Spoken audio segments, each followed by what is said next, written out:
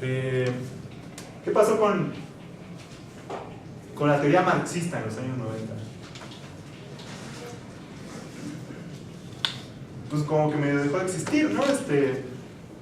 ¿Qué tenía influencia en los 90? Pues la escuela de Frankfurt, ¿no? Que era esta escuela, pues, no sé, Adorno, Horkheimer, en algunos intelectuales, pues Benjamin, ¿no? Pero pues del conjunto la verdad es que la teoría marxista fue medio liquidada, porque pues, los antes marxistas habían sido los estalinistas.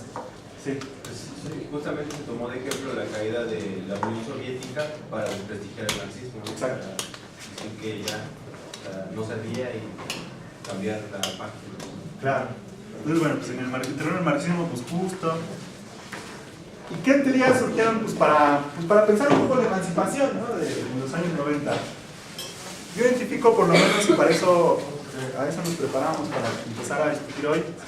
Y después ya vamos a pasar a Egipto y Túnez un poco para contrarrestar lo que está, o sea, un poco las teorías, digamos.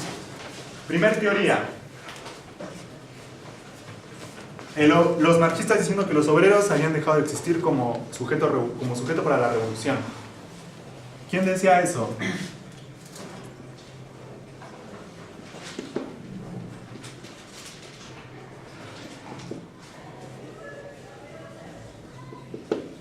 Ustedes no sé si conocieron ese texto, pero Hardy Negri en Imperio decía que las transformaciones de los años 90 habían sido tan profundas que los obreros habían dejado de existir. O sea, que es una hipótesis pues, que no solo no da cuenta de lo que pasaba en China, sino que pues, tomó un elemento aislado y lo generalizó como tendencia. En terreno de que efectivamente se avanzó en el terreno de los servicios del capital, se convirtió pues, en la idea de que pues, ya el sujeto próximo para la revolución no podía ser el obrero de casco y overol, ¿no? Sino que era pues, otra cosa, ¿no? ¿Quiénes eran? La multitud.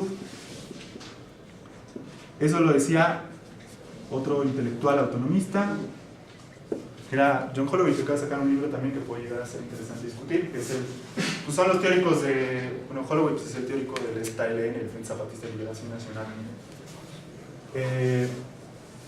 ¿Qué más? Incluso se llevó a... Ajá. Disculpa, Holloway no habla de multitud. Bueno, Holloway es, digo, multitud es Hardy Negri. Multitud es Hardy Negri y no sí, dicen que los obreros han dejado de ser sujetos, ¿no? Ajá. Solo hablan de cambios en la composición de clase que les hace utilizar ese concepto de multitud, que realmente es diferentes sujetos obreros que no son solo el obrero industrial tradicional. Okay. Creo que ahí hay como un poco diferente como lo... Sí, bueno, tal vez estoy polarizando porque lo quiero hacer un poco más como didáctico para los que a lo mejor no tenemos las lecturas de Hardy Negri, etc. Pero lo que es un hecho es que, pues bueno, la idea de Hardy Negri de que se transformó en un mundo del trabajo, pues iba a cuestionar mucho lo que estaba pasando en China, ¿no? Que es un poco lo que yo quería contrastar, ¿no? Y las transformaciones en el mundo del trabajo, por ejemplo, hay una categoría en Hardy Negri en términos de trabajo inmaterial, el trabajo intelectual como productor de valor, pero también como potencial sujeto para la transformación social, ¿no? Y pues justo la concepción, la construcción del concepto de multitud, pues venía a pues, intentar contrarrestar en primer lugar de que el sujeto obrero pues seguía siendo el sujeto para la revolución, digamos, ¿no? En términos más estrictos, a pesar de que la escuela, pues justo ellos vienen de ser de una tradición que venía haciendo mucho trabajo en las fábricas y tal y todo. Incluso se llegó a cuestionar la idea de imperialismo, ¿no? En Negri, pues el texto se llama imperio, ¿no? En términos de que ya no eran, el control del planeta ya no residía en países dominantes sobre otros que iban a ser dominados, sino que había organizaciones supranacionales como la ONU, como el Consenso de Washington, que estaba por encima de los estados que iban a dominar el conjunto del globo, ¿no? Lo cual, pues justamente lo que intentaba decir es que Estados Unidos ya no era el imperialismo, la potencia imperialista dominante, ¿no? La teoría del imperialismo, que ya no hay imperialismo, pues, sino que había un imperio. Entonces, bueno, la pregunta es, en términos de esta estrategia, que es la estrategia la estrategia autonomista, ¿no? Que es lo que decía yo, en un sentido, los resultados de la restauración, desde nuestro punto de vista, de los años 90. ¿Con qué se contrasta la situación política internacional? O sea, lo que queremos dar cuenta es que en última instancia las transformaciones que hubo en los años 90 no eclipsaron para nosotros el tema de las relaciones del sujeto, de las relaciones de capital-trabajo y la división de lo social y lo político. Otra cosa que venía, por ejemplo, en el Foro Social Mundial era que también tiene mucho que ver con este nivel del grado cero de la estrategia, que dividir los campos de lo social y lo político. Porque pues, lo político corrompe, porque participar de la política como se ha pensado en la sociedad burguesa significa más que político, pues significa comercio, significa publicidad, ¿no? Todo lo que tuviera que ver con político, por lo menos para los ideólogos del Foro Social Mundial en esos años, pues era justo una forma de no poder luchar en contra de la ofensiva neoliberal, porque para ellos lo importante era defender lo social, o sea, intentar defender todo lo que había sido avasallado por la ofensiva neoliberal, ¿no? Entonces surgieron los movimientos sin tierra, como en el caso de Brasil, pues que viene desde antes, ¿no? El movimiento indígena boliviano, el movimiento cocalero, etc. Entonces, para nosotros, a pesar de la ofensiva neoliberal, o sea, la ofensiva neoliberal que fue esta derrota, lo que estamos viendo ahora, con la crisis, con los nuevos fenómenos que están pasando en el mundo árabe-musulmán, y lo que va a pasar el 29 en el Estado español, para nosotros regresa la discusión sobre hipótesis, estrategia insurreccional, y regresa la idea en primer lugar de sujeto, de clase obrera como sujeto clave para la transformación radical de la sociedad. En segundo lugar, regresa la discusión sobre que no puede haber una revolución triunfante que pueda triunfar sobre la base de la espontaneidad. Y tres, de que no puede haber una revolución triunfante si no hay una dirección. Ahora vamos con eso. ¿Hasta aquí vamos bien? Sí, nos vamos entendiendo un poco de las ideas. Voy a borrar tantito, entonces pues pueden participar obviamente para a lo mejor no me da tiempo de terminarlo todo, pero bueno, ¿pueden alguna duda o algo? No sé.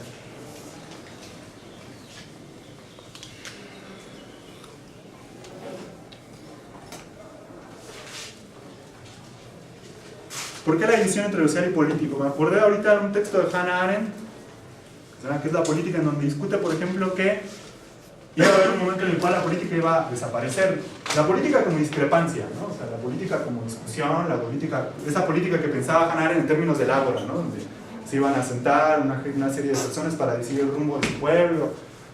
Y en última instancia, pues Hannah Arendt por lo menos anticipaba que la política se iba a convertir en publicidad, ¿no? Y cuando uno ve lo que es la política en los años neoliberales, pues es natural y es obvio que la juventud diga, no, yo no me referencio con esos políticos, ¿no? Porque los políticos son imágenes, son spots, son publicidad, son Enrique Peña Nieto, y nomás lo van a tratar porque es guapo, o ya las campañas ridículas que se hacían en Europa, ¿no? Si dices, no, bueno, por favor. Me acordé de eso, que también pues, es el resultado de la ofensiva neoliberal, ¿no? Me acordé también de otras ideas de intelectuales franceses como Deleuze, ¿no? como Guattari y todo, que planteaban, por ejemplo, todo el tema de la descentralización del poder, que también tiene que ver mucho con la idea de Foucault, de que el poder no estaba concentrado en un lugar y que a la vez se expandía como rey en la sociedad, sino que fundamentalmente estaba el poder diseminado y que solo se expresaba en las relaciones interpersonales, ¿no? Pero bueno, entonces eso es un poco cómo está el marco, ¿no? Ahora, ¿cómo es el movimiento? Para nosotros nos importa ese espinoso sujeto que es el movimiento obrero, para por lo menos dar cuenta de lo que está pasando en Túnez, Egipto, España, Grecia, que para nosotros es un regreso del movimiento obrero como sujeto en escena. Entonces déjenme nada más apuntar acá sujeto. En primer lugar, dos, decíamos el tema de la espontaneidad. Y el tema de dirección, ¿verdad?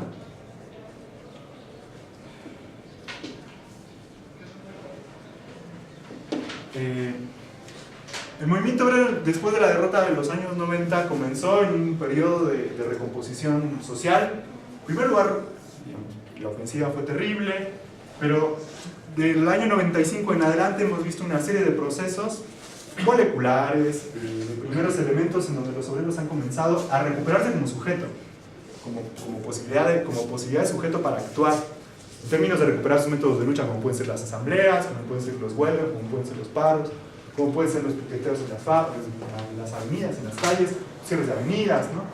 Como un sujeto volvió, digamos, en el marco de que está el Foro Social Mundial, el STLN y otros más.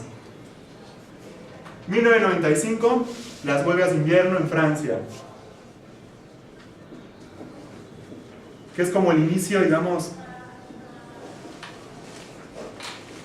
del movimiento obrero en escena, ¿no? Y ahí, por ejemplo, Bourdieu, que era un sociólogo francés, fue asesor del movimiento. En esa época, por ejemplo, el marxismo se empezaba a recomponer. Entonces Derrida, un intelectual francés de origen argelino, empezó a hablar de Marx, ¿no? Hizo un texto que se llama Los espectros de Marx, ¿no? Entonces el marxismo volvía, ¿no? Y los obreros vuelven. Del año 95 en adelante empezó a haber una serie de recomposición de los obreros como sujeto. Un proceso muy interesante en los años 90, 97, 98, de un fenómeno supermolecular en China. Como decíamos, en China, como hubo una transformación en el mundo, China vivió, como yo decía, Inglaterra, lo que vivió Inglaterra en 2 siglos, China lo vivió en 40 años. O sea, así de acelerado fue el proceso de proletarización. Entonces, en los años 97, 98, los obreros empezaron en primer lugar, como decíamos, actualmente expresa por la vía de por ejemplo, el suicidio y todo. Pero, por ejemplo, hubo un fenómeno de casi vuelta al ludismo, ¿no? Que es esta forma en la cual los obreros ingleses se peleaban en contra de las máquinas, porque pensaban que la máquina era el origen de su miseria. Entonces los obreros en China, cuando viene esta restauración capitalista, empezaban, por ejemplo, a incendiar las fábricas o a destruir las máquinas. Pero bueno, por lo menos demuestra cierto grado de subjetividad, ¿no? En China. Una especie de ludismo del siglo XXI. En Inglaterra, el inicio de la derrota de los obreros mineros, la huelga de los carteros.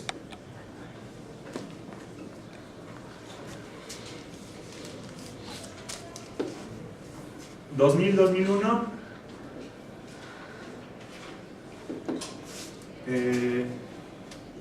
Ustedes no sé si se acuerdan, pero ¿qué pasó en el 2001 acá en América Latina? Donde los obreros empezaron a aparecer como sujeto. Los autonomistas, incluso los autonomistas reconocen lo que pasaba en Argentina. Pues las fábricas recuperadas, cuando viene el crack del año 2000-2001, bueno, 2001 con el corralito, donde todos los ahorros de la población de la clase media argentina se los robaron los bancos, entonces los bancos cierran y empezaron, por ejemplo, a haber monedas de cambio, empezó a circular el dinero, dejó de circular el dinero corriente, una moneda, y en los pueblos empezaron a hacer una moneda independiente, ¿no? Pero en Argentina empezó a haber un proceso de recuperación de fábricas que se pusieron a producir bajo control obrero, y en Argentina pues justo se expresó con su mayor potencialidad cuando fue, pues, por ejemplo, las obreras de Bruckmann, y pues bueno, las obreras de Sanón. Y aquí un paréntesis, aquel que quiera comprar un boleto, estamos rifando una playera a los 10 años de control obrero de Sanón, porque nosotros nos hicieron el favor de regalarnos una playera para, en el 10º aniversario, pues, de su puesta en producir bajo control obrero. Ahí está, los boletos valen 30 pesos. Pero por ejemplo en Sanón, ¿no? Es una fábrica de cerámica en la Patagonia, pues los obreros la agarran, la ponen a producir y lleva 10 años, ¿no? Produciendo bajo control obrero.